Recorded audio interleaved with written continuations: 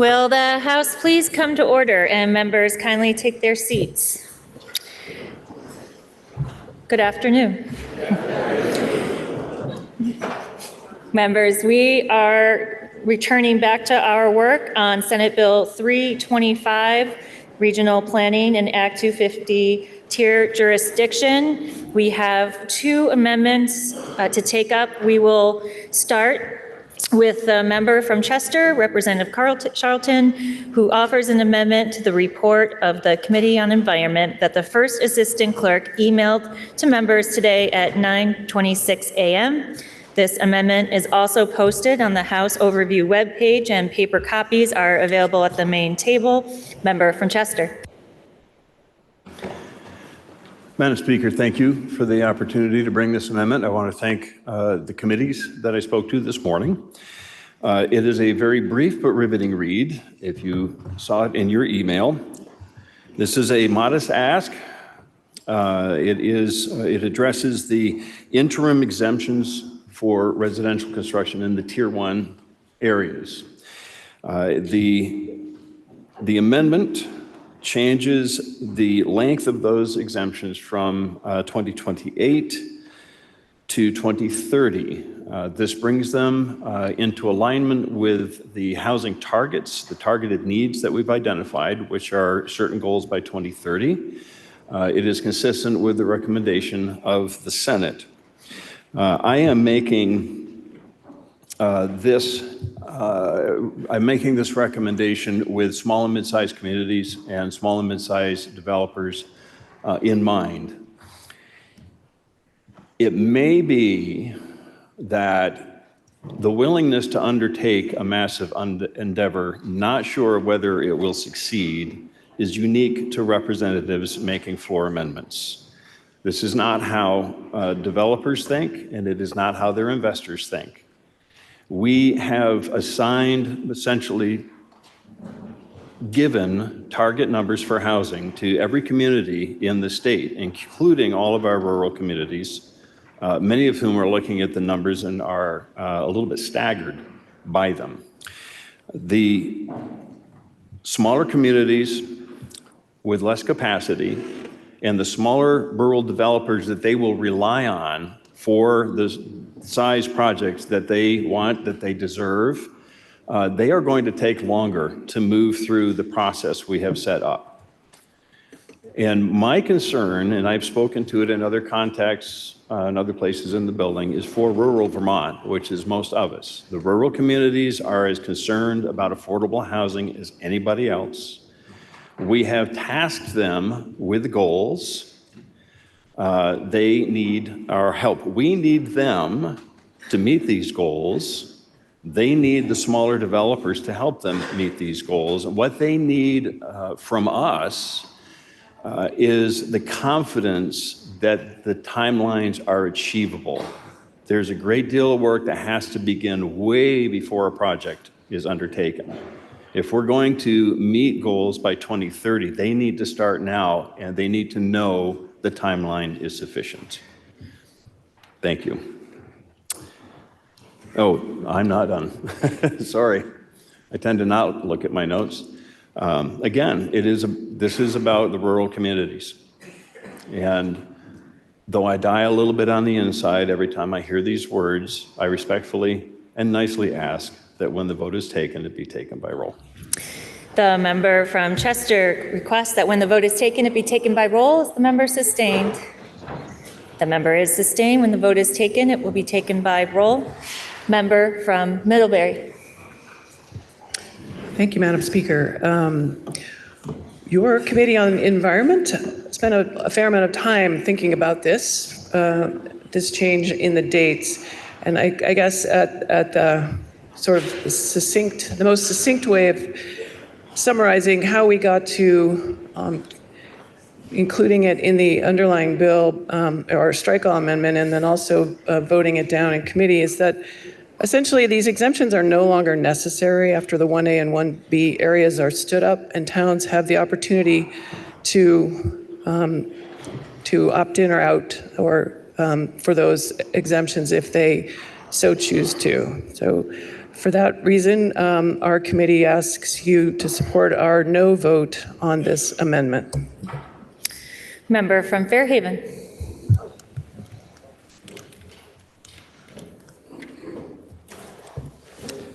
Madam Speaker, Ways and Means usually struggles with floor amendments because we rarely have time to hear fiscal analysis. Although Representative Charlton stressed the plight of mid-sized developers, Ways and Means found this amendment unfavorable by a straw poll vote of 9-0. Member from Polley. Point of inquiry, Madam Speaker. Did the member from Middlebury state what the vote out of committee was?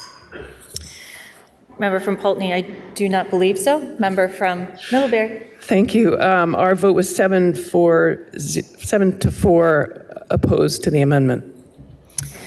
The question is, shall the report of the Committee on Environment be amended as offered by the member from Chester? Are you ready for the question? Member from Barrytown. Madam Speaker, we're here today to consider what Vermonters have been asking us to do.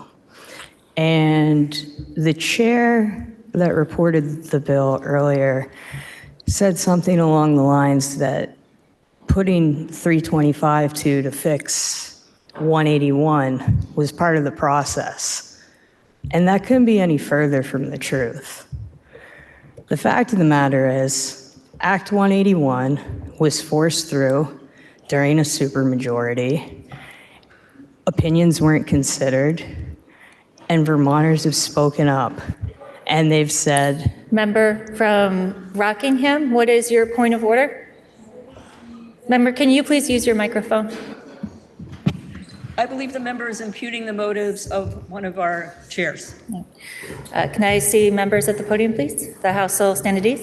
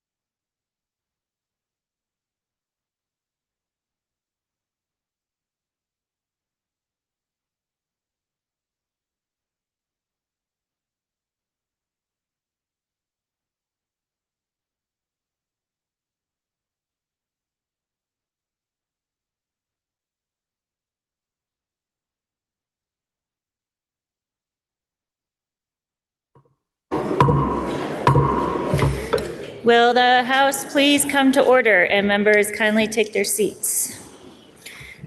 Member from Rockingham, I find your point of order well taken. Our rules prohibit us from indulging in personalities and impugning motives. I will ask the member to restate her comment.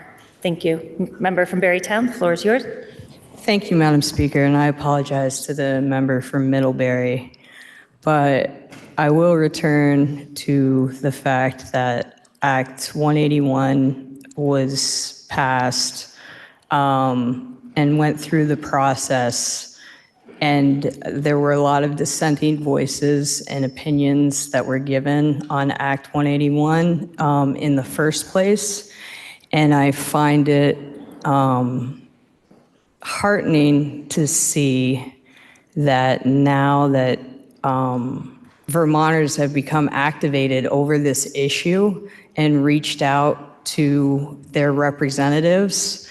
Representatives are listening to what Vermonters have to say. And I think that it's important as we continue in this process to remember that no matter what a committee has decided, we are all sent here by our constituents to make decisions based on what they sent us here to do. We're all equals, and we all have the ability to read and consider legislation and make judgments on how bills should be amended and adjusted, despite what committee votes are or what other elements may come into play. We're here to represent the Vermonters that sent us here. Thank you. Are you ready for the question? Member from Stowe. Madam Speaker, I'd like some clarification on two issues. Part of 181 had to do with the response to the housing crisis and move forward to increase density and construction on a cross-section of housing stock in Vermont. So with your permission, I'd like to interrogate the presenter of 325, if I may. The member from Middlebury is interrogated. Madam Speaker. Member, I would just like to remind you that we are on the amendment, so if it is a direct question regarding the committee discussion on the amendment.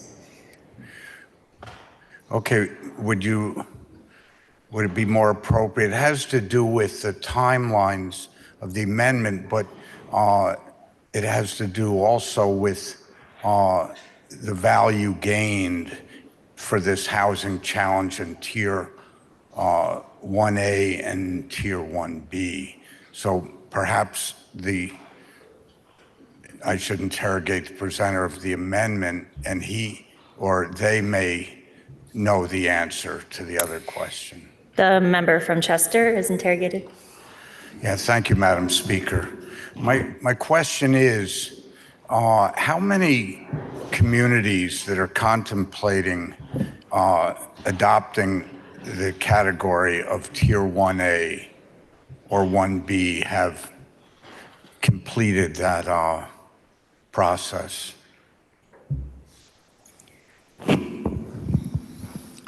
I would have to ask the LURB directly for that. They are not present, but I don't have that number.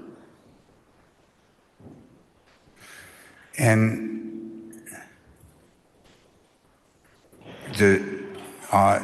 Madam Speaker, does the presenter know if any communities in Vermont have adopted the rules of Tier 1A or Tier 1B? As I understand it, future land use maps, which are a prerequisite to making those adoptions, are not complete and won't be complete until later this year. So, Madam Speaker, not one map? I thought we heard that there were districts that had completed them. But you're saying that There are no maps and no districts to this date have moved to adopt the Tier 1A or 1B status. As I understand it, the process for mapping is complete in the districts, yeah. Madam Speaker, may I have a brief recess? The House will stand in recess until the fall of the gavel.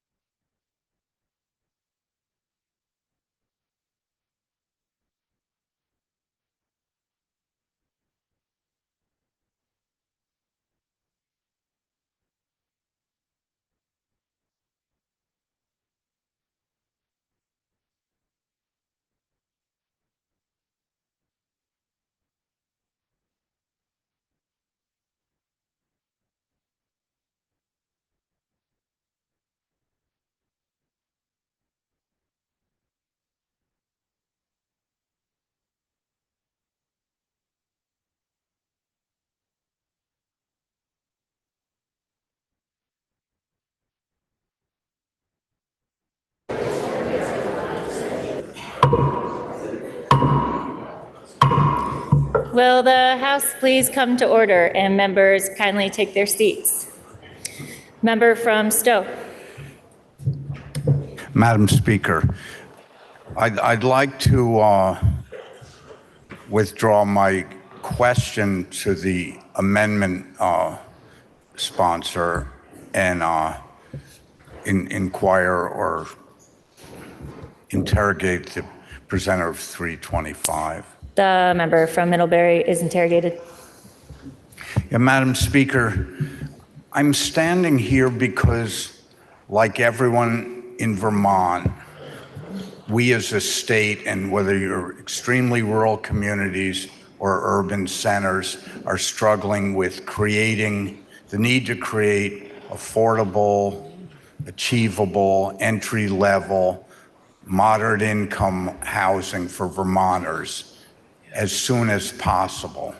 So regardless of the pace of 1A adoption, if any communities do, or 1B, I'd like to ask the reporter of 325 if they believe by extending out into the future to 2028 as opposed to 2027, that would encourage more communities to be able to step up to the challenge of creating the housing that Vermonters need, or would we lose capacity under the deep language of 181 that given that the pace of adoption of the maps or completion of the maps is still churning along. But so I'm trying to focus, my question is how this amendment timeline change may positively or negatively incentivize the creation of the housing that we need so badly. Thank you for the question, member. What we've done in our strike all amendment with the dates for the housing exemptions is line them up with enough time after the future land use maps are available to communities for towns to have opted in. I think you brought up a number of interesting points, which is that the exemptions, the temporary housing exemptions that we passed as part of Act 181 are not limited to workforce housing. They are not limited to affordable housing. They are market rate housing exemptions. We will get a report back. It's getting a little late in the day, but I think it's in 27, on what types of houses are being built under the exemptions, how much do they cost, and where are they? I think this is a critical part of the conversation we need to be having. We need workforce housing for Vermonters who want to live here year-round, and we need to make sure that that's how we're using our investments in our water and sewer capacity. That's how we're, streamlining permitting to the extent that we do to accommodate those housing needs. Those are the real needs in our communities and for our employers that we should be focused on meeting. A future legislature can always extend the date. I would argue that having the dates line up is much more, it gives more certainty to the regulated community, but it surely gives us a chance to consider if these exemptions are having the intended outcomes or not. Thank you, member, and thank you, Madam Speaker. It's not hard to observe in my community that the average house that's being built currently, and there are many, are in the 1.5 or 1.7 and up range. None of these are accessible to homesteaders or young families. And when I drive on the interstate and go by through Chittenden County, I see some pretty extensive apartment buildings near Dorset Street going up. And I don't believe that that's what's serving the kind of housing that'll serve rural Vermont and frankly, even Chittenden County average homesteaders. So I believe that the spirit of 181 and the housing and Act 250 reform is well intended, but as you say, member, we have no control over, given that we have high inflation, and we have very high interest rates, and we have tariffs, and we have a lot of factors globally that have impacted the cost of creating housing, higher labor costs. I was just trying in this given bill and amendment today, what if this amendment on timelines could possibly help shift the need to where it's most needed by reducing triggering Act 250 or other regulatory barriers. Thank you, Madam Speaker. Thank you, member. The question is, shall the report of the Committee on Environment be amended as offered by the member from Chester, member from Fairfax? Thank you, Madam Speaker. As a member who sat in the General and Housing Committee for the last 4 years, I've heard time and time and time and time again that we need housing. We don't need specific types of housing. We need every type of housing. I stood here 2 years ago and I said, yes, Vermont is always going to be great at McMansions. We're also going to be great at subsidizing housing. We need the missing middle. We need to address all housing. So regardless of what kind of exemptions or housing these exemptions are going to allow, guess what? We need them. And I'm hard pressed to believe that this amendment doesn't align, because it does align with our housing target of 2030. So just as a reminder, as I stand here, Vermonters need housing. They need affordable housing. We need workforce housing. We need housing. There's no inventory. And as an additional reminder, our affordable housing, 1 unit is about $500,000. Don't know about you, but to me, that's not very affordable. Are you ready for the question? Member from East Montpelier. Madam Speaker, I just want to share a little bit about the conversation that happened in our committee on this topic during review of the Senate bill that originally had the dates of 2030 in them. We really talked a lot about the alignment in the original Act 181 of the temporary housing exemptions. They were designed, it seems to us, as to align with the timeframe that municipalities and regional planning commissions were implementing portions of Act 181 to develop Tier 1A and 1B areas. And that this is really effectively, the whole Act 181 was centered around the ability for the state to delegate to these areas of municipalities the oversight of development and housing, in particular for 1B areas. And so when we looked at the Senate's dates of 2030, which had come over with dates to extend rulemaking around Tier 3 and road rule to 2030, and then we were changing all of that and repealing those sections of the bill, and we looked at the time frame for municipalities and regional planning commissions to do the future land use maps and request 1B from the Land Use Review Board. That is sort of set, all of those future land use area maps are set to be done at the end of this calendar year. And we wanted to not allow the temporary exemptions to immediately end in 2027. We wanted to give space for municipalities who maybe hadn't gone through the process yet to request the 1B status to be able to do so in 2027, and that by 2028, that delegated authority would be fairly complete. It was really never the intention for these to be ongoing exemptions from Act 250.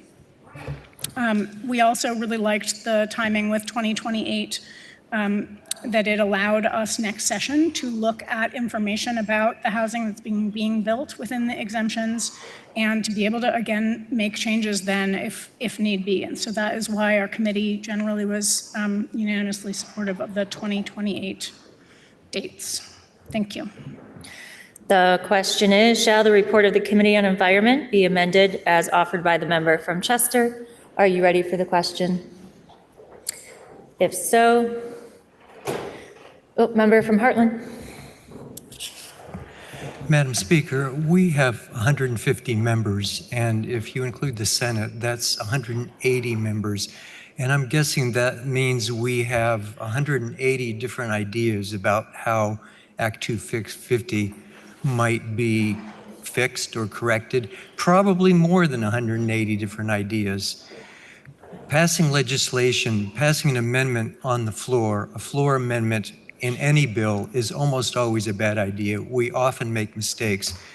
In a piece of legislation as massive and complicated as Act 250, passing a floor amendment without a due committee process could really lead to really horrible unintended consequences. So I really urge members to vote no. Are you ready for the question? Member from Derby. Madam Speaker, I believe, can I inquire the presenter of the amendment? The member from Chester is interrogated. Maybe it's been going on so long, I'm a little confused, but is this the same amendment that came out of the Senate earlier? 2030 is the date that came out of the Senate. Thank you, member. So the Senate heard this language and passed it out of their body, I believe unanimously. And then it came over here. So I think it was vetted pretty good over on the Senate side. Thank you. Are you ready for the question? If so, will the clerk please call the roll? Arsenault, Williston. 2 minutes.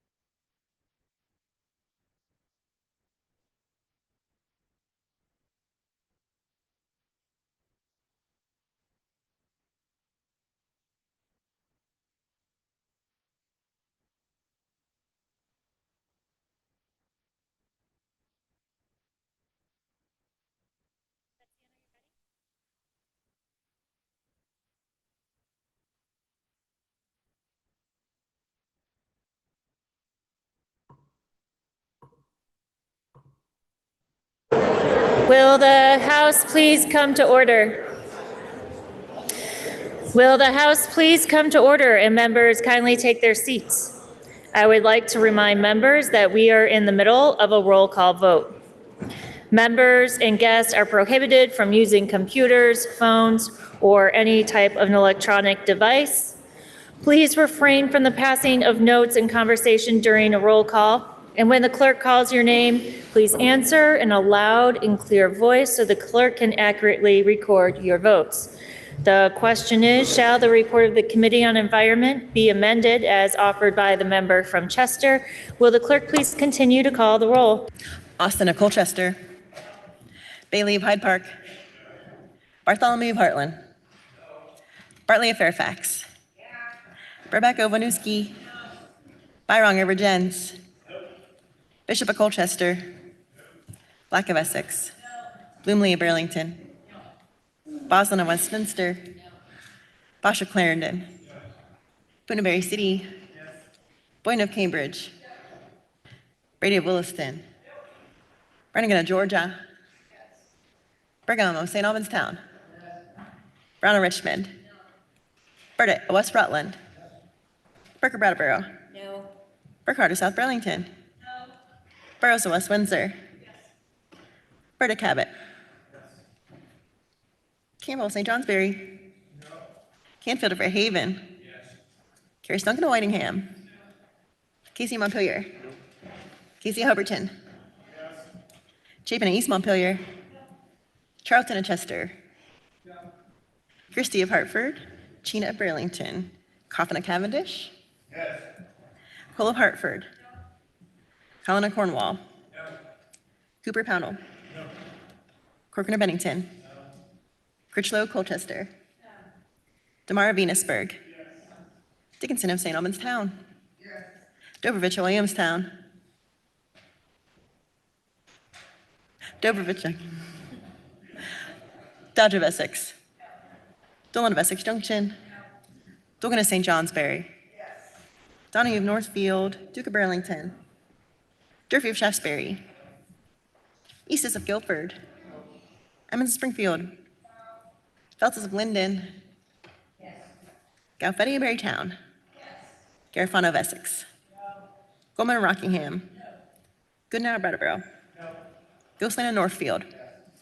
Ranning of Jericho. Greer of Bennington. Gregoire of Fairfield. Hangover, Shear. Harpole of Glover. Harvey of Castleton. Hedrick of Burlington. Higley of Lowell. Holcomb of Norwich. Hooper of Randolph. Houghton of Essex Junction. Howard of Rutland City. Howland of Rutland Town. Hoyt of Hartford. Hunter of Manchester. James of Manchester. Kosenska of Burke. Keyser of Rutland City. Kimball of Woodstock. Kleppner of Burlington. Kornheiser of Brattleboro. Krasnow of South Burlington. Labor of Morgan. Lally of Shelburne. Lalone of South Burlington. Lamont of Morristown. LaRush of Franklin. Lipsky of Stowe. Logan of Burlington. Long of Newfane. Long of Milton. Leaders of Lincoln. Luno of St. Albans City. McGuire of Rutland City. Malay of Pittsford. Arcot of Coventry. Maslin of Thetford. McKenna of Montpelier. McCoy of Pulteney. McGill of Bridport. Mickless of Milton. Mahaly of Calais. Minier of South Burlington. Morganella Milton. Morgan Emma Milton. Morris of Springfield. Morrissey of Bennington. Moore of Weston. Rookie of Putney. Rookie of Putney. Nelson of Derby. Nielsen of Brandon. Niagara of Bennington. North of Ferrisburg. Noyes of Wolcott. Nugent of South Burlington. O'Brien of Tunbridge. Odie of Burlington. Oliver of Sheldon. Wilson of Starksboro. Page of Newport City. Parsons of Newbury. Pezzo of Colchester. Pincinel of Dorset. Pouch of Heinsberg. Powers of Waterford. Precy of Bradford. Pritchard of Pollitt. Quimby of Linden. Rachelson of Burlington. Sekowitz of Randolph. Shia of Middlebury. Scully of Burlington. Sheldon of Middlebury. Sibilia of Dover. Susie of Berrytown. Southworth of Walden. Squirrels of Underhill. Steady of Milton. Stevens of Waterbury. Stone of Burlington. Sweeney of Shelburne. Tagliavia of Corinth. Taylor of Mendon. Tomlinson of Winooski. Torrey of Moretown. Walker of Swanton. Wassezak of Berry City. Waters Evans of Charlotte. Wells of Browningston. White of Waitsfield. White of Bethel. Winter of Ludlow. Wood of Waterbury. Jacoboni of Morristown. Christie of Hartford. Chena of Burlington. Donahue of Northfield. Duke of Burlington. Clipner of Burlington. McKenna of Montpelier. Parsons of Newbury. And Taylor of Mendon.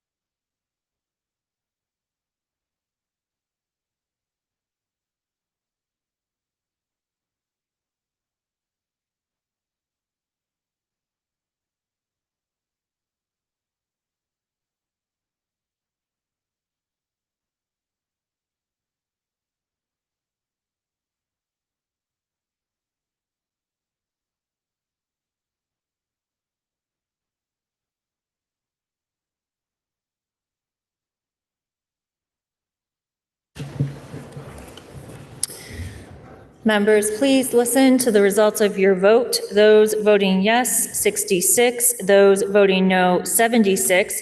The nays have it, and you have declined to amend the report of the Committee on Environment. Now the member from Williamstown, Representative Dobrovich, offers an amendment to the report of the Committee on Environment that the First Assistant Clerk emailed to members at 1:49 p.m. This amendment is also posted on the House Overview webpage, and paper copies are available at the main table. Member from Williamstown. Thank you, Madam Speaker. My amendment is fairly short. It amends Section 6, subsection DD, by inserting a new subdivision number 4, and it reads as follows. Notwithstanding any other provision of law to the contrary, until January 1st, 2031, no permit or permit amendment is required for the subdivision for the construction 50 units or fewer, or housing with at least 20% of the units with mixed income housing or mixed use development, constructed or maintained on tracts of land located within areas of a designated village center and within 1/4 mile of its boundary served by public sewer or water services or soils that are adequate for wastewater disposal. However, the legislative body of a municipality may vote to not grant the exception for individual projects. So for some background information, Act 181 includes provisions for immediate exemptions from Act 250 for residential development, often referred to just as the interim exemptions, to encourage new creation in the short term while the Regional Planning Commissions work on municipalities to draw the future land use maps, which would inform the permanent Act 250 exemptions in Tier 1A and 1B areas.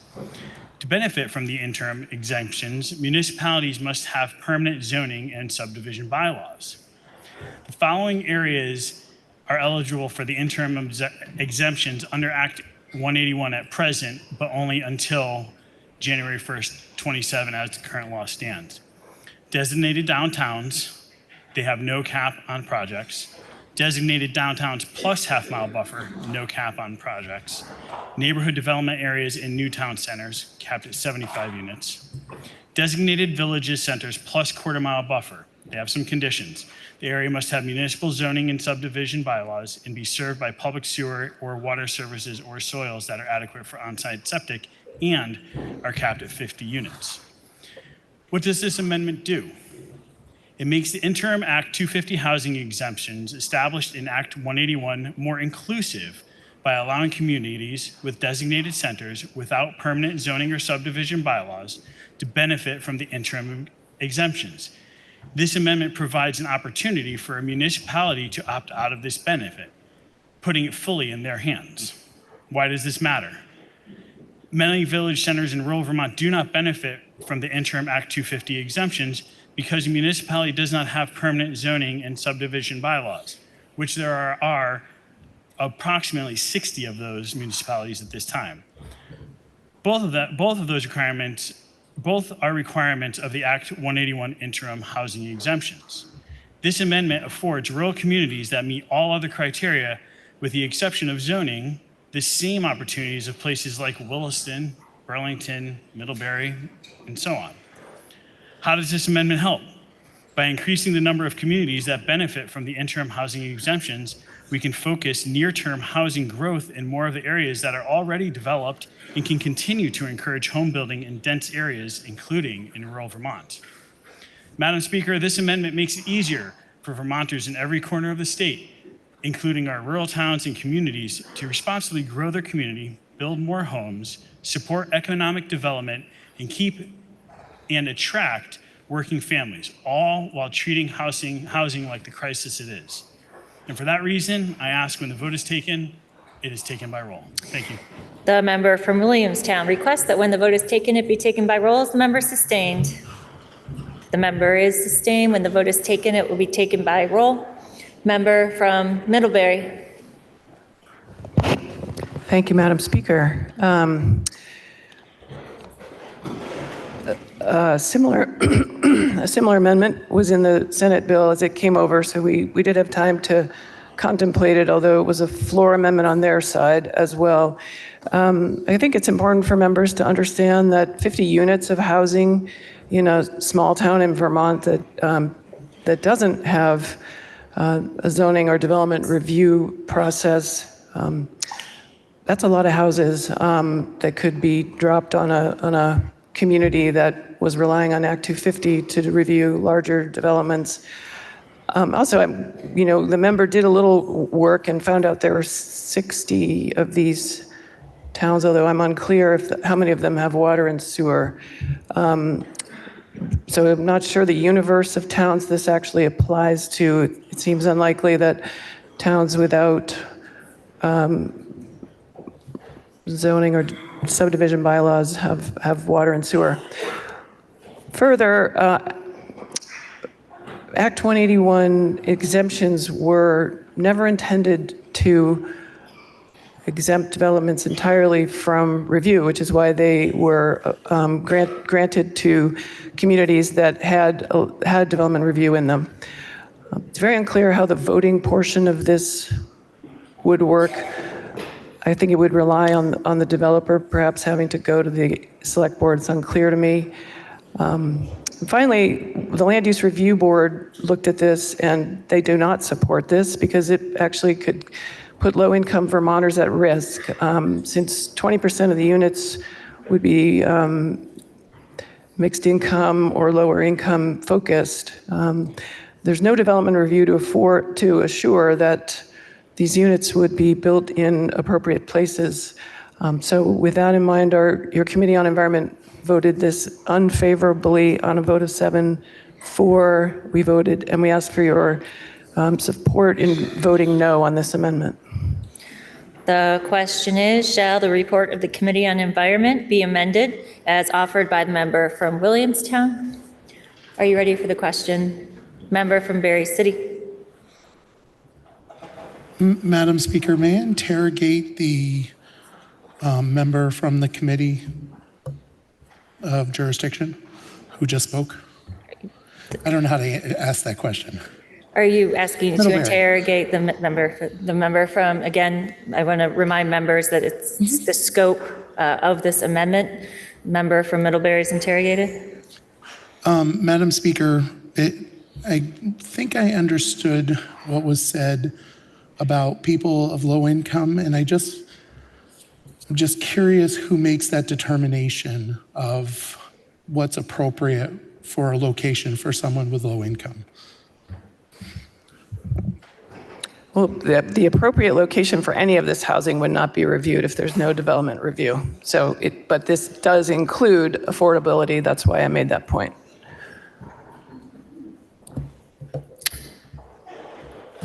Are you, member from Berry City? Sorry. Thank you, Madam Speaker. Member from Milton. Madam Speaker, there are roughly, as we heard a few minutes ago, 60 municipalities in Vermont that don't have zoning.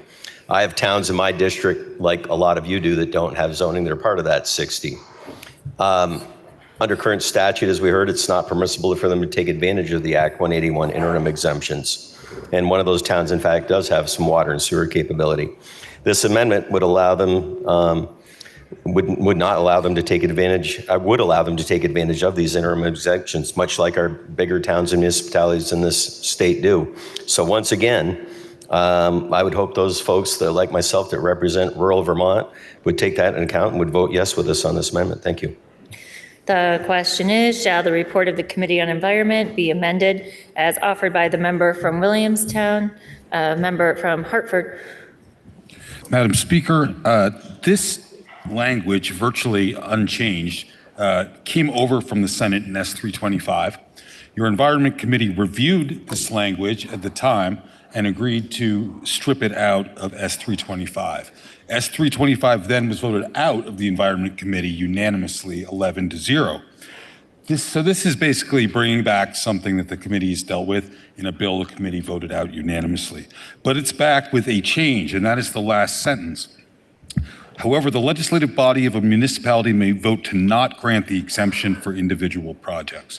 This is an ambiguous provision. I don't quite understand what it means. It seems to give the municipality the ability to just veto certain projects if they want, or make certain projects get a permit while others don't have to. Certainly, if I were a developer, I don't know if I would build in a community where there was so much uncertainty about the project and what permits I would need.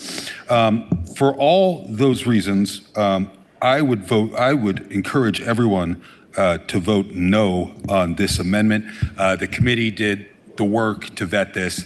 The committee voted the bill out unanimously, and I think that we should vote no on this. Thank you. Member from Cavendish. Thank you, Madam Speaker. First, I'd like to thank the member from Williamstown for bringing this amendment forward. Second, I'd like to admit that I am chagrined for not bringing it forward myself, as my town is one of the ones that would benefit, one of my towns, Cavendish, would benefit from this. We have water sewer. We don't have zoning. We're working on subdivisions, the bylaws, but we don't have the zoning, so we get left out. Rural Vermont gets left out and excluded from the same benefits that the bigger cities have. Simple because we don't have zoning. I'd like to say there's at least 9 that I found already from members sitting in this body that their towns would benefit. I would urge the body to approve this amendment. Thank you. Are you ready for the question? If so, will the clerk please call the roll? Arsenault, Williston. 2 minutes.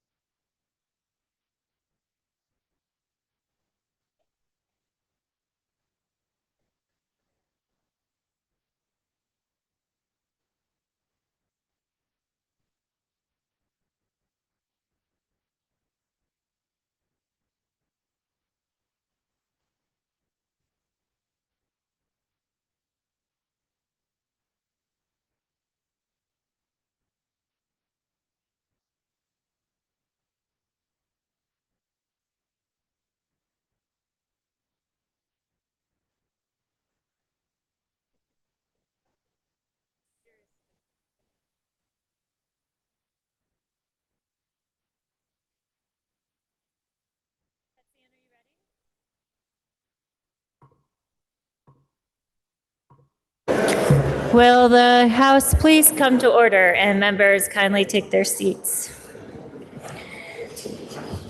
Will the House please come to order?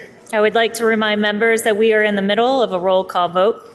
Members and guests are prohibited from using computers, phones, or any type of electronic device. Please refrain from the passing of notes and conversation during a roll call. When the clerk calls your name, please answer in a loud and clear voice so the clerk can accurately record your votes. The question is, shall the report of the Committee on Environment be amended as offered by the member from Williamstown? Will the clerk please continue to call the roll? Austin of Colchester. Bailey Hyde Park. Bartholomew of Heartland. Bartley of Fairfax. Rebecca of Winooski. Byron of Virgins. Bishop of Colchester. Black of Essex. Lumley of Burlington. Boston of Westminster. Bosch of Clarendon. Bunbury City. Boyne of Cambridge. Brady of Williston. Brannigan of Georgia. Brigham of St. Albans Town. Brown of Richmond. Burdett of West Rutland.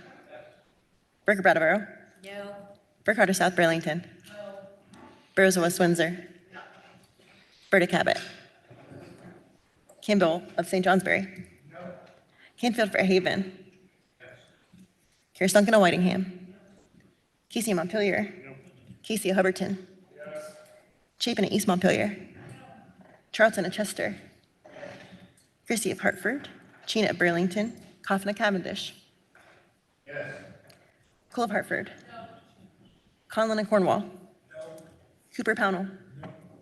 Corcoran of Bennington. No. Critchlow of Colchester. No. DeMar of Venusburg. Yes. Dickinson of St. Albans Town. Yes. Dobrovich of Williamstown. Yes. Dodge of Essex. No. Dolan of Essex Junction. No. Stogan of St. Johnsbury. Yes. Donahue of Northfield. Duke of Burlington. Durfee of Shaftesbury. Eastus of Guilford. Emmons of Springfield. Feltus of Linden. Galfetti of Beartown. Garifano of Essex. Goldman of Rockingham. Goodnow of Bradborough. Ghostland of Northfield.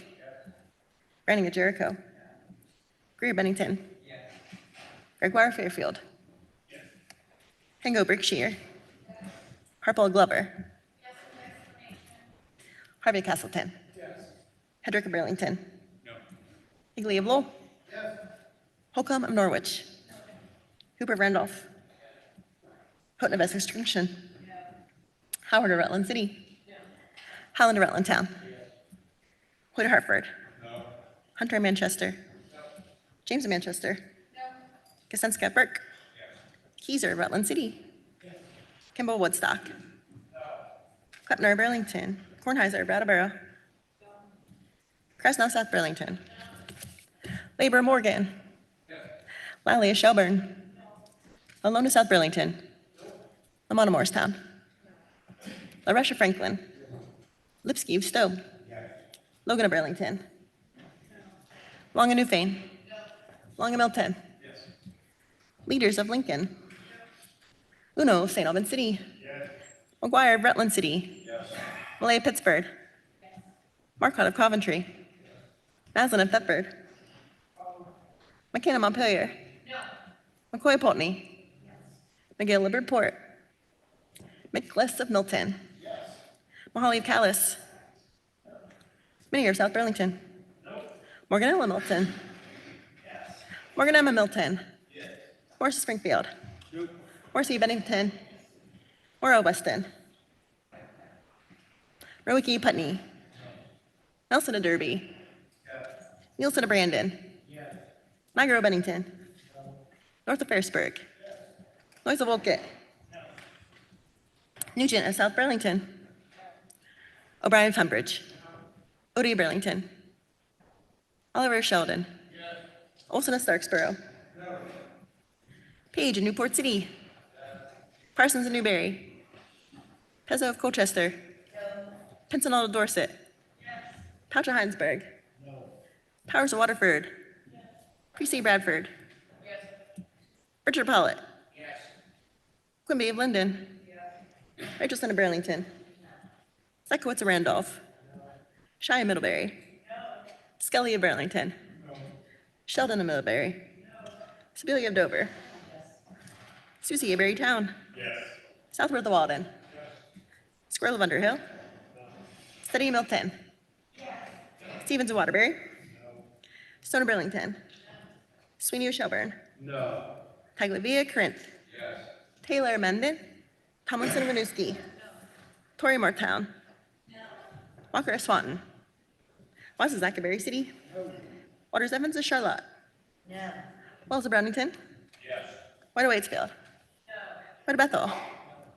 Winter of Ludlow. Wood of Waterbury. Yakavoni of Morristown. Chrissy Hartford. Cheney of Burlington. Donahue of Northfield. Kleppner of Burlington. Parsons of Newberry.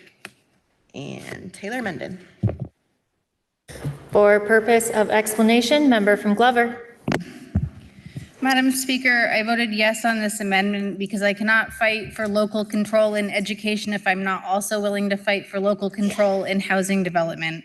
I have faith that our local select boards will be able to make the best decisions for their communities in terms of zoning and larger scale housing projects, and will also be able to use their own discretion about which projects should be approved and which should not. We all know we need more housing to fill our local schools to keep our communities alive. And so as an advocate for education, I have to fight equally as hard for housing.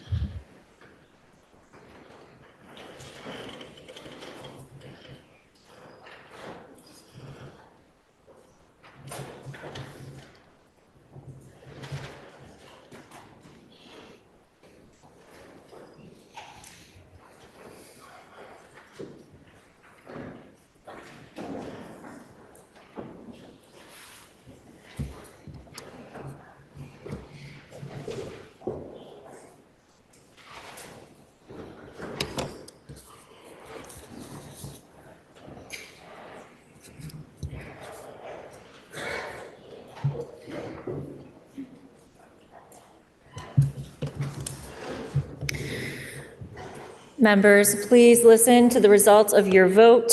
Those voting yes, 60. Those voting no, 83. The nays have it, and you have declined to amend the report of the Committee on Environment. Now the question is, shall the House propose to the Senate to amend the bill as recommended by the Committee on Environment as amended? Member from Middlebury. Thank you, Madam Speaker. S 325 is a good compromise that benefits all parts of the state. We've listened to Vermonters. We've made several changes to address their concerns. And because this is a really important bill, I ask that when the vote is taken, it be taken by roll. The member from Middlebury requests that when the vote is taken to be taken by rolls, the member sustained. The member is sustained. When the vote is taken, it will be taken by roll. The question is, will the House please come to order? The question is, shall the House propose to the Senate to amend the bill as recommended by the Committee on Environment as amended? Are you ready for the question? Member from Dover. Madam Speaker, I just want to say that I really appreciate the work that the committee has done on this and will continue to do on this, and I will be supporting this bill. Member from Lowell. Thank you, Madam Speaker. Madam Speaker, I also appreciate the committee's work on this. I tried to write down as fast as I could the number of folks that testified. I was glad to see it was a large number and a mixed numbers too as well. I think that's a concern for me. A lot of times I believe that whether it's the attorney for the LURB, the Vermont Conservation Districts, the Natural Resources Council, the Audubon Society, the Preservation Trust, A&R, the LURB itself, all these folks are in this building generally at many times, and there's more. And I guess, my concern is when we talk about listening to the people, the general public and so on, I think that doesn't happen a lot of times. And I think what happened this time with Act 181, and in particular this S 325, is folks out there and the rural communities did start to listen, and there was a group effort to make folks understand. And Madam Speaker, if I could, I've received 4 letters, as well as yourself, Madam Speaker, and maybe other members have received them as well from 4 of my towns. And if I could, I'd just like to read some of the highlights. You may. And again, this is through no encouragement of my own. This is something they came up with, unless they maybe read one of my op-ed pieces in regards to facts and figures, in regards to 181 and other legislation. So this from the town of Jay. We, the Select Board of the town of Jay, are writing to you to express our deep concerns and trepidations regarding Act 181. Our objections extend to Act 59 and Act 153, the Global Warming Solutions Act, which is the parent legislation of both Acts 59 and 181. We believe that Act 181 does not respect the constitutional rights of property owners in Vermont, nor are the financial incentives equitably distributed to rural towns such as Jay. The lack of input and open dialogue from rural Vermonters who live and work on 60% of the land being regulated has been very concerning, as is the lack of transparency regarding the underlying purpose of the legislation and the identification of the non-elected consultants and developers who were involved in creating and influencing these acts for their own financial agendas to the detriment of rural Vermont. Act 181, as well as Act 59, removes the individual town's ability to grow in the way that best meets the needs of their residents, landowners, and businesses. Again, that's just a piece of it. This is from the town of Irisburg. We are writing on behalf of the town of Irisburg to call for the full repeal of Act 181, 2024, and a fundamental overhaul of Act 250 to exempt families and small businesses trying to make a living on their own land. Currently, these laws do not protect Vermont. They cripple the very people who steward its landscape. As a Select Board representing a rural small town, we urge you to support House and Senate efforts to repeal the road rule, Tier 3 designations immediately. We do not need a delay until 2030. We need a permanent exemption for families and small-scale developments that are the backbones of our rural community. This from the town of Eden. The Select Board of the town of Eden writes with deep concerns and growing frustration to express our strong opposition to Act 181. We urge the General Assembly to repeal and substantially amend this law before it causes irreparable harm to rural communities like ours. Eden is one of the largest towns in Vermont by land area, spanning over 64 square miles. We have already contributed significantly to the state's conservation goals through widespread enrollment in the current use program and the recent permanent protection of more than 6,000 acres in the Eden Forest Project. We support smart conservation, but Act 181 goes far beyond reasonable balance. While the state has set a housing target of 70 new homes by 2030 for Eden, Act 181 tiered system expanded Act 250 jurisdiction, restrictive road rules, and aggressive mapping requirements, making meeting the target nearly impossible. The law simultaneously demands growth and blocks that ability to achieve it. This contradiction has created serious unrest among our residents. Many Eden townspeople are deeply worried about the future of our community. Some are actively discussing how they can work around the new restrictions. Others are talking about moving away entirely, and a growing number are even speaking of outright ignoring the law. Again, just a piece of what was there. This is from the town of Lowell. This is not about large-scale subdivision or commercial development. This is about the ability of rural Vermonters to sustain their communities. The road rule disproportionately impacts towns like ours, effectively discouraging the kind of thoughtful, incremental growth that keeps rural towns viable. The Lowell Select Board recognizes the importance of environmental stewardship and responsible development. However, Act 181 has written shifts too far away from balance. It risks undermining rural communities by making it harder for families to remain, build, invest in the places that they call home. Again, Madam Speaker, 4 out of my 8 towns, and I'm sure maybe more are going to respond, but you know, this is what they're saying now. These are the towns that these acts are going to affect, and It maybe is late in the game, but again, like I said, and some of them mentioned it in here, the folks that are down here all the time, cruising the halls, reaching out to the chairs of committees, representative, whatever it might be. It's a tough gig to come up against it when these folks are out there just trying to make ends meet and move their towns along. So again, I hope that gives you a little perspective of what's happening out there. And I appreciate you giving me the opportunity to address some of the concerns from some of my towns. Thank you. Are you ready for the question? Member from Hartford. Madam Speaker, I rise in strong support of S325. S325 is a bill that reflects this body's willingness to listen to and to hear the concerns of Vermonters, to engage with them and take their concerns seriously, to work in a bipartisan way to address the concerns of those who reached out to us about the road rule and the Tier 3 designation specifically, and the future of rural Vermont more generally. As a new member, it was very impressive to see the passion and organization of the people who came and testified before our committee and who reached out to us. Finding the right balance between incentivizing housing construction and protecting Vermont's natural resources and rural character, it's not easy to do, but it is vitally important that we try. And when it becomes apparent that the balance we've set is off kilter, it's a virtue to be willing to change course. It's easy to dig in your heels. The hard work is listening to the voices in opposition, taking those concerns seriously, and being willing and able to take a different approach. S325 shows that this body is responsive to the concerns of Vermonters. Have we found that perfect balance yet between development and conservation?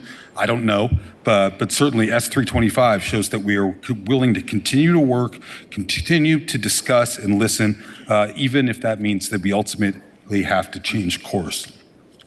I also support this bill for what it does not do. It does not repeal Act 181 in full and keeps those provisions that will move us towards our housing and conservation goals.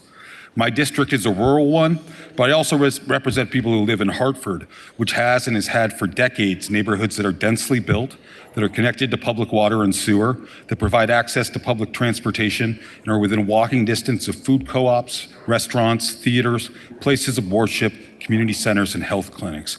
This is the type of development we need in Vermont and that Act 181 encourages. If S325 recalibrates that balance that we struck in Act 181, it does so in a thoughtful and deliberate way that is responsive to the concerns of Vermonters and leaves untouched those parts of Act 181 that promote thoughtful and mindful development.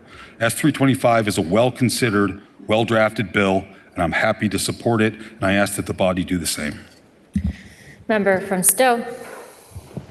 Madam Speaker, I rise first to thank the chair and the members of the Environment Committee on the bill that we refer to as S325. And I also thank them for inviting me to testify, even though that was on H70. It was the first time in 4 years where I've had that honor. And I really want to urge the body to support this bill. The critical steps of repeal and amendment, I fully support. And I'll end by saying we were told by an individual who was giving counsel on another issue, don't let the perfect be the enemy of the good. This bill today is much appreciated and goes a long way to improving some of the barriers that we faced prior. Thank you, Madam Speaker. The question is, shall the House propose to the Senate to amend the bill as recommended by the Committee on Environment as amended? Member from Castleton. Thank you, Madam Speaker. While I consider myself an optimist, I wondered if we would ever see this day. I rise today in strong support of S325. The damage inflicted on Vermonters by Act 181 cannot be undone in one afternoon, but the legislation before us takes meaningful strides in the right direction. As I reflected on how we got to this moment, I wanted to take a moment to speak to the movement that inspired the changes we are considering today. Extraordinary, everyday people. Everyday Vermonters came together, not on a partisan basis, but united by a cause they believed in. Helping rural Vermonters and our farmers should not be political. It is the furthest thing from it. The changes we're voting on in S325 did not originate here in Montpelier. They came from the fields, the forests, and the back roads of rural Vermont. When Act 181 passed in 2024, Vermonters across the state, farmers, foresters, small landowners, and local officials raised their voices. The concerns we have been hearing are not new. We have been hearing them since the day it passed. But only recently have those concerns truly been heard. Vermonters said the timelines were too aggressive. They said the tier structure didn't reflect the reality of how rural communities plan, grow, and govern themselves. They said they needed more time, more flexibility, and more of a seat at the table. Today, finally, we are listening. S325 makes meaningful, responsible adjustments to Act 181. Most importantly, it repeals provisions on road rule jurisdiction in Tier 2 and 3 structures that were simply not ready for implementation. And critically, it invests in public engagement, real, neutral, statewide engagement, so that the voices that spoke up when Act 181 passed will continue to shape what comes next. Rural Vermont finally has a seat at the table. Like many of my colleagues, I've been hearing from thousands of Vermonters to support this bill. But for the first time in a long time, Vermonters are telling me something new. They are telling me they have hope. In closing, I want to say how proud I am of the relentless advocacy from my fellow Vermonters. This effort was not based on Republican values or Democrat values, but on Vermont values. The people of rural Vermont did not come to Montpelier armed with lawyers and lobbyists. They came with common sense, with deep knowledge of their land and their towns, and with a legitimate concern that decisions were being made for them, not with them. Today, their voices have been heard, and they have been vindicated. I urge the body to support S325. Thank you. Are you ready for the question?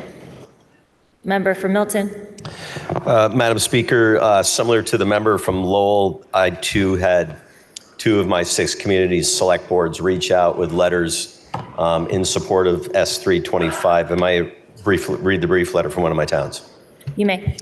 The Select Board of the Town of South Hero writes in support of repealing portions of Act 181, specifically Tier 3 and the so-called road rule. These provisions represent an unfair taking of private property through state-imposed restrictions on development that go above and beyond the current effective protections provided by local zoning, state wastewater and stormwater permits, wetlands delineation, and existing Act 250 law.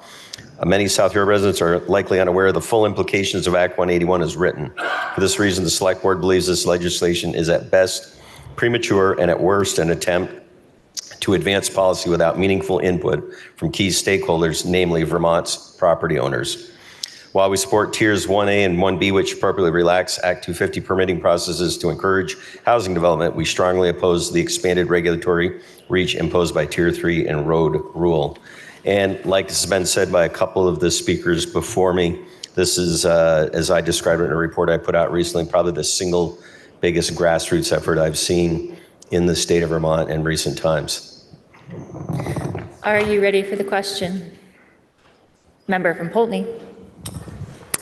Madam Speaker, just a couple of years ago, many of us gathered in this chamber to vote whether or not to override the governor's veto of H687, a bill that would become Act 181.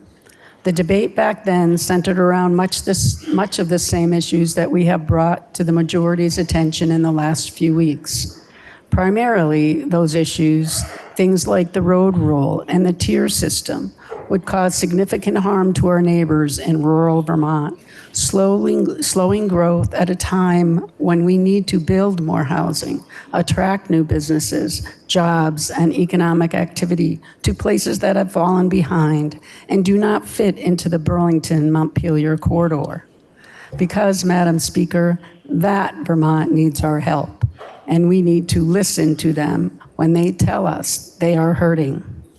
I would be remiss if I did not remind everyone of what the former member from Granby and my former passionate roommate said that day a few years back prior to the majority voting to pass H687 without regard for the real and specific concerns we had with the bill.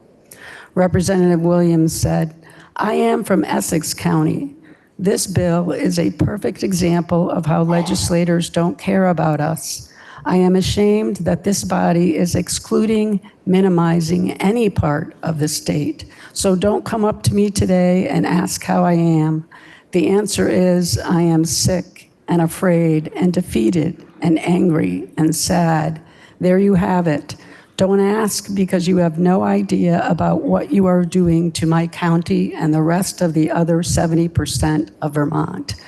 Representative Williams was able to put into words how many of us felt that day.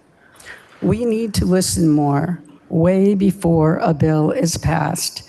We need to hear citizens when they say they cannot afford to pay more in property taxes, when they cannot afford their rent or mortgage, health care, or their electricity bills. We need to pass laws that make it easier to live here, not harder. This body passes bills that become acts, like Act 181, and property tax increases, and then wonders why we cannot keep young people here, why our population is stagnant, and why those who can afford it spend half the year in Florida in order to avoid the very taxes we impose. The changes we are voting on today are positive, but they are not a net positive. We are just going back to where we were before Act 181. And those of us who were listening then, and still are today, can tell you that the song remains the same. Taxes were too high then. Red tape was too complicated then. Act 250 was too expensive and burdensome then. And now we are just back to where we started. So I want to be very clear. This is not a victory for the legislature. This is not a win for housing or regulatory reform. We have so much more to do before we even scratch the surface, and we would be wise to take the governor up on any of the dozens of ideas he and his team have put forward in the last 9 years to move the ball down the field and move Vermont forward. We just offered 5 amendments to this bill. All were common sense amendments and would have made Vermonters' lives easier when dealing with permitting requirements and building much needed housing. The action today simply recognized we went in the wrong direction and choose to fix it, for which I am grateful. But this is a victory for Vermonters who too often stay silent, who wake up every day and work hard, care for their families, and volunteer for food drives. They serve the PTA, the volunteer fire department. They coach Little League and serve on the select boards. This is a victory for them because they finally stood up and said, enough is enough. They took time away from their jobs and families to come to Vermont, the State House, the People's House, sent an email, wrote us messages, and showed many in this building that their voice is more important than lobbyists and activists. And I hope they do not stop, because Vermont needs them and their voices more than ever. I will vote for this bill, and I am thankful for those who are willing to admit they were wrong and change course. While I appreciate the hard work of the committee, the work is not done on this and many other issues. Are you ready for the question? Member from Essex Junction. Madam Speaker, I am voting yes on S325 because the goals of Act 181 reflect core Vermont values. We need more housing. We also need to protect critical natural resources that make our state healthy and resilient. We heard loud and clear that more Vermonters wanted to be involved in creating these policies. We also heard loud and clear that both housing and a healthy environment are key to our economy. With more time and more public engagement, Vermonters from across the state can help shape the solutions. The changes to Act 181 in this bill will ensure that we get these priorities right, and I urge the body to vote yes. Are you ready for the question? If so, will the clerk please call the roll? Arsenault, Williston. 2 minutes.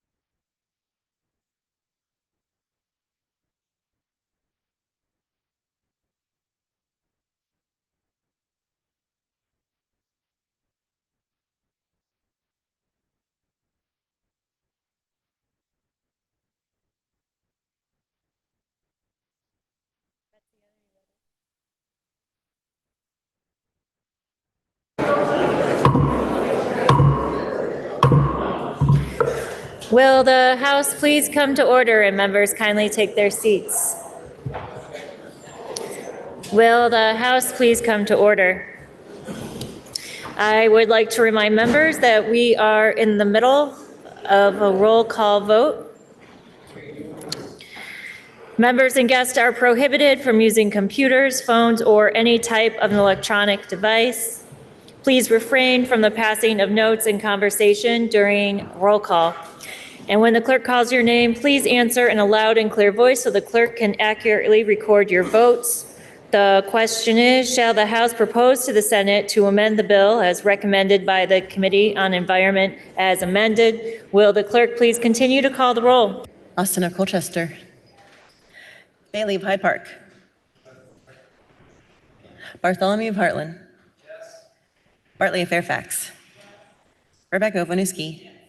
Byrong of Virgins. Bishop of Colchester. Black of Essex. Bloomley of Burlington. Boslin of Westminster. Pasha Clarendon. Gutenberry City. Boyden of Cambridge. Brady of Williston. Brannigan of Georgia. Brigham of St. Albans Town. Brown of Richmond. Burdett of West Rutland. Burker Brattleboro. Yes. Burkhardt of South Burlington. Burrows of West Windsor. Burdick Habit. Campbell of St. Johnsbury. Canfield of Fairhaven. Carris Duncan of Whitingham. Casey of Montpelier. Casey Hubbardton. Chapin of East Montpelier. Charleston of Chester. Christie of Hartford. Chena of Burlington. Coffin of Cavendish. Cole of Hartford. Collin of Cornwall. Cooper of Pownell. Corcoran of Bennington. Critchlow of Colchester. DeMar of Venusburg. Dickinson of St. Albans Town. Doverfitch of Williamstown. Dodge of Essex. Dolan of Essex Junction. Dolgan of St. Johnsbury. Donahue of Northfield. Duke of Burlington. Durfee of Shaftesbury. Eastis of Guilford. Emmons of Springfield. Feltus of Linden. Galfetti of Berrytown. Garifon of Essex. Bowman of Rockingham. Goodnight of Brattleboro. Ghostland of Northfield. Branning of Jericho. Greer of Bennington. Gregoire of Fairfield. Hengo of Berkshire. Harpel of Glover. Harvey of Castleton. Hedrick of Burlington. Higley of Lowell. Holcomb of Norwich. Hooper of Randolph. Houghton of Essex Junction. Howard of Rutland City. Howland of Rutland Town. Hoyt of Hartford. Hunter of Manchester. James of Manchester. Kasenska of Burke. Keyser of Rutland City. Kimball Woodstock. Kleppner of Burlington. Kornheiser of Brattleboro. Krasnow of South Burlington. Labor of Morgan. Lally of Shelburne. Malone of South Burlington. Lamont of Morristown. LaReche of Franklin. Lipsky of Stowe. Logan of Burlington. Long of Newfane. Long of Milton. Leaders of Lincoln. Luna of St. Albans City. McGuire of Rutland City. Millay of Pittsford. Marcotte of Coventry. Maslin of Thetford. McCann of Montpelier. McCoy of Pulteney. McGill of Bridport. Mickless of Milton. Mahali of Callis. Minier of South Burlington. Morganell of Milton. Morgan M. of Milton. Morse of Springfield. Morrissey of Bennington. Moreau of Weston. Rowicki of Putney. Nelson of Derby. Nielsen of Brandon. Niagara of Bennington. North of Ferrisburg. Noyes of Wolcott. Nugent of South Burlington. O'Brien of Tunbridge. Bodie of Burlington. Oliver of Sheldon. Wilson of Starksboro. Page of Newport City. Parsons of Newberry. Pezzo of Colchester. Pincenot of Dorset. Patch of Heinsberg. Powers of Waterford. Priestley Bradford. Pritchard of Pollitt. Quimby of Linden. Rachelson of Burlington. Sekowitz of Randolph. Shia Middlebury. Scully of Burlington. Sheldon of Middlebury. Sibilia Dover. Susie of Berrytown. Southworth of Walden. Squirrel of Underhill. Steady of Milton. Stevens of Waterbury. Stone of Burlington. Sweeney of Shelburne. Taglavia Corinth. Taylor of Mendon. Tomlinson of Winooski. Tori Mortown. Walker of Swanton. Waz of Zachaberry City. Waters Evans of Charlotte. Wells of Brownington. White of Waitsfield. White of Bethel. Winter of Ludlow. Wood of Waterbury. Ecavoni Morristown. Brigham of St. Albans Town. Christie of Hartford, Cheney of Burlington, Donahue of Northfield, Kimball of Woodstock, Klepner of Burlington, Maslin of Thetford, Parsons of Newberry, Stephens of Waterbury, Taylor of Mendon. For purpose of explanation, member from Williston. I voted yes to S325 with appreciation and respect for the committee's work and out of respect for the Vermonters who advocated for their needs and shared their opinions. Unfortunately, that's not what I see happening when it comes to education transformation. I urge all members to reject the ill-conceived notion of forced district mergers and instead embrace the work of the Education Committee and the voices of thousands of Vermonters who have advocated for their needs and shared their opinions. Member from Hyde Park. Madam Speaker, in my regions, projects don't fail because demand is too high. They fail because the process is too difficult. S325 begins to reduce the friction, and that's why I supported it. But for many communities like mine, this is only a starting point, not a solution. Thank you. Member from Fairfield. Thank you, Madam Speaker. Far too many times the minority has raised concerns and been ignored, only for us to be back here fixing the very same issues brought up in the original debate. While I'm very happy with the steps we took today, the real answer is for us all to listen to each other a little more, while setting our political and ideological differences to the side, to truly allow ourselves to come at each issue from a more open perspective. Member from St. Albans City. Well, Madam Speaker, I supported S325 as it recognizes that our current system is not producing enough housing in many parts of Vermont. This was not about weakening standards, but about making sure the system works in places where housing is not being built. That said, our work needs to continue in this regard. Member from Ferrisburg. Thank you, Madam Speaker. I voted yes on S325 because housing is not just about buildings, it's about people. In too many parts of Vermont, we're not attracting or retaining working age residents. And without housing, that will not change. This bill takes a step toward addressing that reality. But if we're serious about reversing demographic decline, S325 is just the beginning, and we will need to go further. Members, please listen to the results of your vote. Those voting yes, 141. Those voting no, 0. The ayes have it, and you have proposed to the Senate to amend the bill. Now the question is, shall the bill be read a third time? Are you ready for that question? If so, all those in favor, please say aye. Aye. All those opposed, please say nay. The ayes appear to have it. The ayes do have it, and third reading is ordered. Members, now we'll turn to House Bill 953, which is an act relating to approval of an amendment to the charter of the town of Panton. The bill was referred to the Committee on Government Operations and Military Affairs, which recommends that the bill ought to pass. The member from Vergennes, Representative Byron, will speak for the committee. Please listen to the second reading of the bill.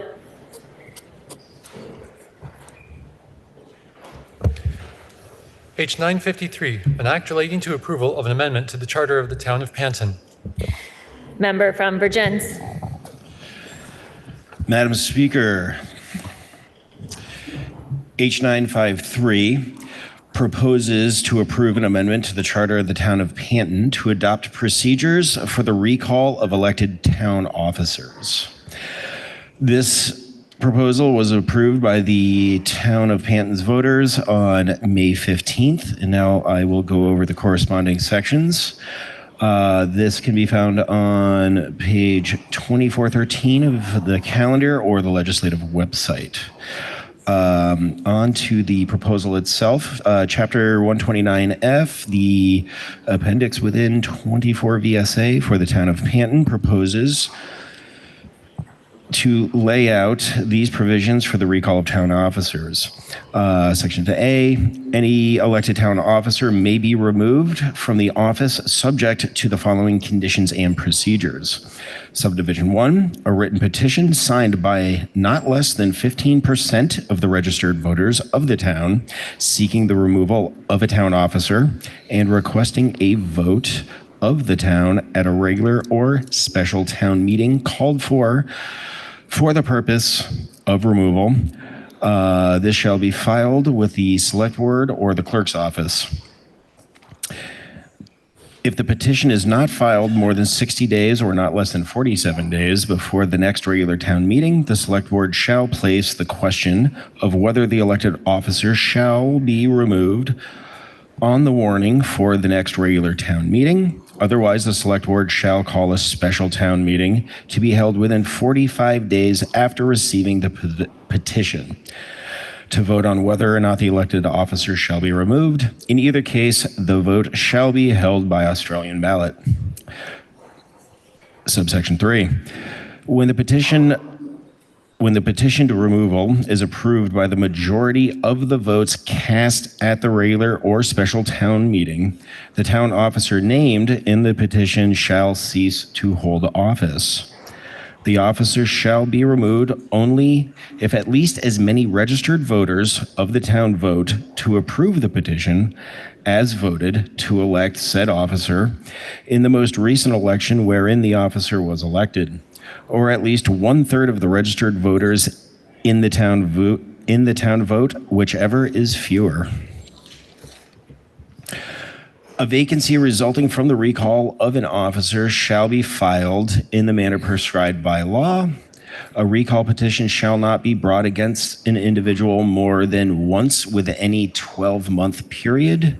And finally, Section 3, it is effective upon passage.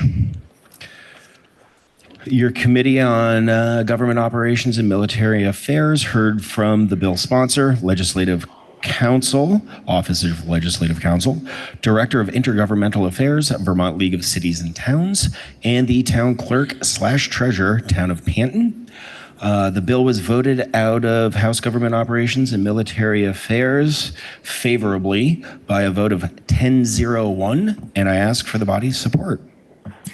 The question is, shall the bill be read a third time? Are you ready for the question? If so, all those in favor, please say aye. Aye. All those opposed, please say nay. The ayes appear to have it. The ayes do have it, and third reading is ordered. Next is House Bill 46, which is an act relating to the Rare Disease Advisory Council. The Senate passed the bill in concurrence with a proposal of amendment that is printed in today's calendar. Member from Essex. Thank you, Madam Speaker. I'll remind members that we passed H46, an act relating to the Rare Disease Advisory Council last year. This bill establishes a Rare Disease Advisory Council, or RDAC, which is an advisory body that gives the rare disease community a stronger voice in state government. RDACs address the needs of rare disease patients and families by giving stakeholders an opportunity to raise awareness and make formal recommendations to state leaders on the most important issues they face. The Senate's proposal of amendment is on page 2413 of today's calendar, and it makes several updates. Section 2B shifts almost all appointments of council members to the Commissioner of Health. This section also staggers the council's 5-year terms and updates vacancy filing rules term starts and end dates and allows multiple terms. Section 2D adds explicit requirements for assistance from the Department of Health and provides more details related to those, to that assistance. Section 2F includes a technical amendment ensuring the meetings comply with Vermont open meeting laws. And finally, Section 3 of the Senate proposal adds new provisions focused on long COVID resources and supports in Vermont. It directs the Department of Health in collaboration with the University of Vermont Medical Center, the Vermont Medical Society, and the Department of Disabilities, Aging, and Independent Living, and individuals with lived experience to identify and share best practices and training resources for primary care providers, expand access to peer and community-based supports for patients, and develop recommendations for long-term disability supports for Vermonters experiencing long COVID. Your House Human Services Committee concurs with the Senate proposal of amendment on a straw poll of 902 and asks for your support. The question is, shall the House concur in the Senate proposal of amendment? Are you ready for the question? If so, all those in favor, please say aye. Aye. All those opposed, please say nay. The ayes appear to have it. The ayes do have it, and you have concurred in the Senate proposal of amendment. Up next is House Bill 582, which is an act relating to adult protective services. The Senate passed the bill in concurrence with a proposal of amendment that is printed in today's calendar. Member from Wolcott. Thank you, Madam Speaker. You can find the amendment on page 2417 of today's calendar. The Senate proposed a single change to the definition of fiduciary in the Adult Protective Service statute. As passed by the House, subdivision 36B defines fiduciary to include, among others, an agent under the power of attorney or an advance directive. The Senate amendment strikes the phrase "or an advance directive" from that list. The bill already defines representative to include agents acting under an advance directive, so the amendment eliminates a redundancy and ensures advance directives are captured under the correct term. The Committee on Human Services voted 902 to accept the Senate's proposal, the proposed amendment, and asked for your support. Thank you. So the question is, shall the House concur in the Senate proposal of amendment? Are you ready for the question? If so, all those in favor, please say aye. Aye. All those opposed, please say nay. The ayes appear to have it. The ayes do have it, and you have concurred in the Senate proposal of amendment. Next is House Bill 778, which is an act relating to dam safety. The Senate passed the bill in concurrence with a proposal of amendment that is printed in today's calendar. Member from East Montpelier. Madam Speaker, our committee received and reviewed the Senate proposal of amendment, and we concurred with it with one very small, one word, further proposal of amendment. I think I have that right. It's the first time I've done this. So just quickly, this is the dam safety bill, and the changes that the Senate made were largely pretty minor. They made a change in Section 2 regarding State of Vermont Emergency Operations Planning Pilot Project report, that the set of emergency operations plans for each dam shall include, instead of an emergency operations plan for each municipality, it just shall include actions for each municipality. And then really the most substantial change is just below that, where they took a list of entities that we had included that we were expecting the Division of Emergency Management or their contractor to coordinate with in developing emergency operations plans. We had wanted to make sure certain entities that were sort of regional or statewide in nature would be included, including things like search and rescue partners as swift water rescue providers.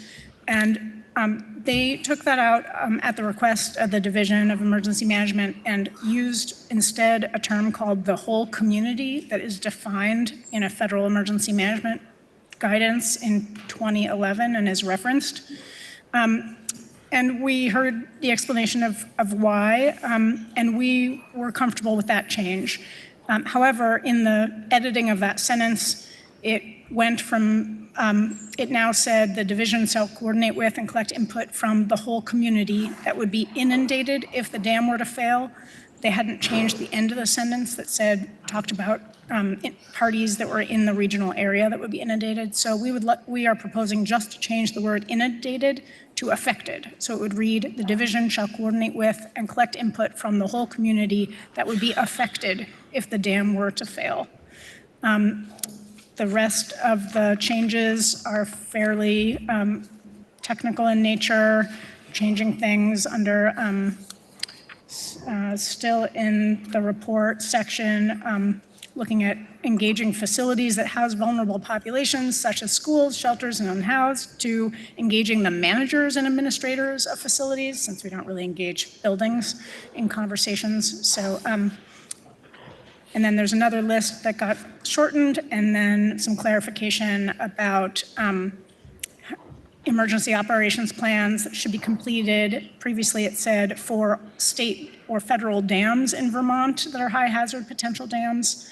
And again, we don't really complete them for the dam, we complete them for the municipalities downstream of the dam. So that was changed in a number of locations. And that really is my summary of the changes from the Senate proposal. So just again, we I believe voted 11-0 to concur with the Senate proposal of amendment with that one word change as a further proposal of amendment. So the question is, the member from East Montpelier moves that the House concur in the Senate proposal of amendment with further amendment thereto. Are you ready for the question? If so, all those in favor, please say aye. Aye. All those opposed, please say nay. The ayes appear to have it. The ayes do have it, and you have concurred in the Senate proposal of amendment with further amendment thereto. The final bill on our action calendar today is House Bill 949, which is an act relating to homestead property tax yields, the non-homestead property tax rate, and technical changes to education finance. The bill passed the Senate. The Senate passed the bill in concurrence with a proposal of amendment that is printed in today's calendar. Member from Brattleboro. Madam Speaker, your Ways and Means Committee received and reviewed the Senate's changes to H 949.